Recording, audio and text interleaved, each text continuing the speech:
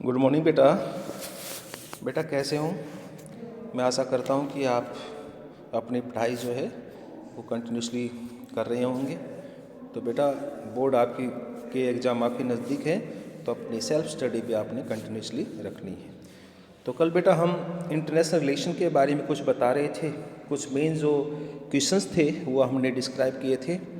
अब और जो नए क्वेश्चंस हमारे जो इम्पोर्टेंट बनते हैं उसको आज हम डिस्क्राइब करेंगे। तो मैं आशा करता हूँ कि आप ध्यानपूर्वक सुनेंगे।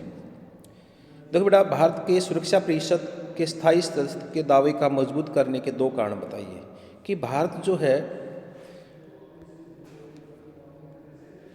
देखिए भारत जो है सुरक्षा परिषद का स्थायी सदस्य के लिए क्यों जो है जोर दे रहा है, उसके विभिन्न कारण हैं। तो कुछ दो कारण पूछे गए हैं। एक तो विश्व का सबसे बड़ा बेटा हमारा देश है वो लोकतंत्र है, संसार में सबसे ज़्यादा पॉपुलेशन हमारे देश की है और सबसे बड़े डेमोक्रेटिक कंट्री है हमारा।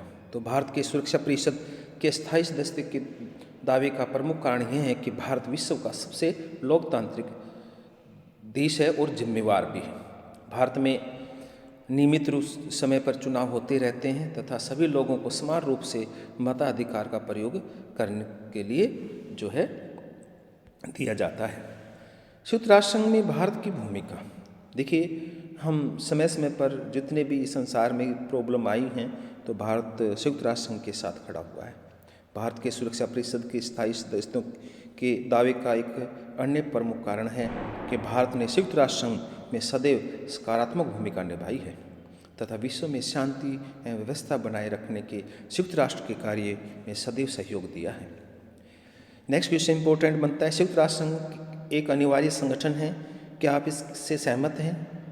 अपने उत्तर के पक्ष में कोई दो तर्क दीजिए। बेटा संयुक्त राष्ट्र संघ एक बहुत ही अनिवार्य संगठन है। एक तो विश्व में शांति और व्यवस्था बनाए रखने के लिए काम करता है, अंतर्राष्ट्रीय सहयोग भी करता है। जब भी कहीं प्रॉब्लम आती है तो विश्व शांति के लिए तत्पर रहता है। संयुक्त राष्ट्र संघ विश्व में शांति एवं व्यवस्था बनाए रखने के लिए एक अनिवार्य संगठन है। विश्व में बढ़ते आतंकवाद और भय को समाप्त करने के लिए संयुक्त राष्ट्र जैसी बहुत सारी संस्थाएं हैं वो काम करती हैं।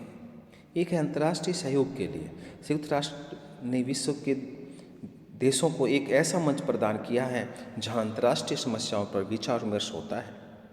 संयुक्त राष्ट्र संघ ने विभिन्न देशों के बीच राजनीतिक, सामाजिक और आर्थिक और वैज्ञानिक आदि अनेक क्षेत्रों में सहयोग को बढ़ावा दिया है।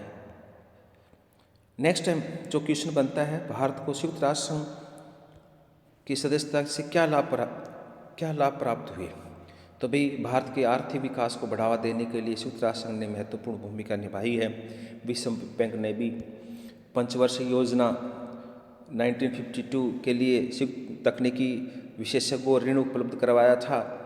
यूनेस्को ने भारत के शैक्षणिक और सांस्कृतिक गतिविधियों को बढ़ावा दिया है। कई बार पूछा जाता है यूनेस्को का काम क्या है, पिछली बार भी ये बोर्ड की क्लास में पूछा गया, यूनेस्को के कार्य लिखो, शैक्षणिक और सांस्कृतिक को बढ़ावा देना। संयुक्त राष्ट्र संघ ने उत्तर प्रदेश और राजस्थान में कई क्षेत्रों को कृषि युक्त बनाने का प्रयास किया है। विश्व स्वास्थ्य संगठन WTO ने भारत में कई प्रकार की बीमारियों को रोकने के लिए महत्वपूर्ण भूमिका निभाई है। अब नेक्स्ट क्वेश्चन बनता है, गत वर्षों में संयुक्त राष्ट्र संघ सुरक्षा परिषद के नए स्थायी और अस्थायी सदस्यों के प्रस्तावित किए गए 2-4 मापदंड बताइए कि वो मापदंड क्या हैं। तो फर्स्ट बनता है, सुरक्षा परिषद में उन नए देशों को शामिल किया जाए जिनका मानव अधिकारों से संबंधित कोई रिकॉर्ड अच्छा है। तो सुरक्षा परिषद में उन्हीं देशों को शामिल किया जाए जिनका हर क्षेत्र में जो है रिकॉर्ड बहुत उच्च कोटि का रहा हो।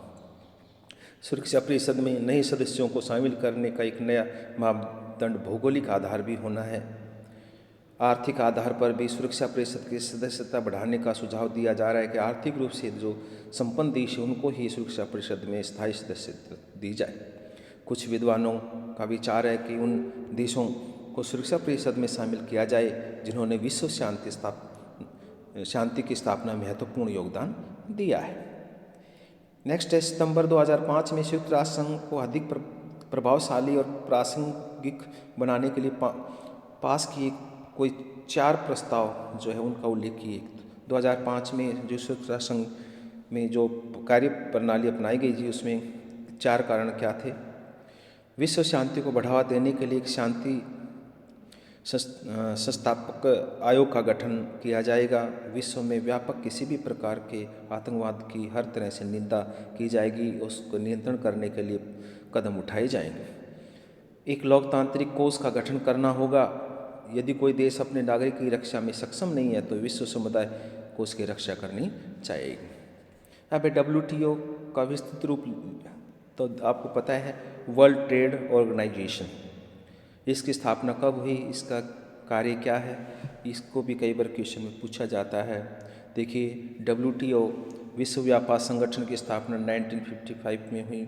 यह संगठन general agreement on trade and traffic के उत्तराधिकारी के रूप में सामने आया। वर्तमान समय में इसके सदस्यों की संख्या 161 है। WTO जो है बेटा, विश्व व्यापार संगठन में 161 जो सदस्य देश शामिल हैं। यह संगठन वैश्विक व्यापार के नियमों को निश्चित करता है। इस संगठन में प्रत्येक निर्णय सदस्य देशों की सहमति पर लिया जाता है।